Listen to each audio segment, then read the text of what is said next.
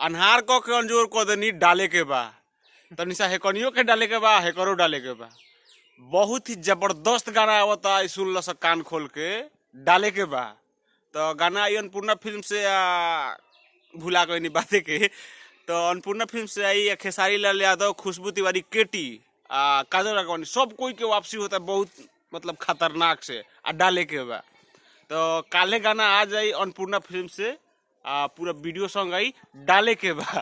ठीक है देखो सो तो वीडियो को पूरा शेयर कर दो सो, आग लगा के फैला दो सत्ते का चिल्ले बरे रे आग लगा के फैला दो सो, जहाँ बुझाई वहाँ शेयर करो सो कि बिहान डाले के बा।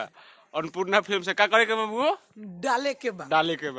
तो ये वीडियो एकदम पूरा आग लगा के शेयर कर दो सो डाले के बा। अखिलेश कश्यप लिखे है और आर्य शर्मा का म्यूजिक है, कंपोजर शुभम तिवारी है।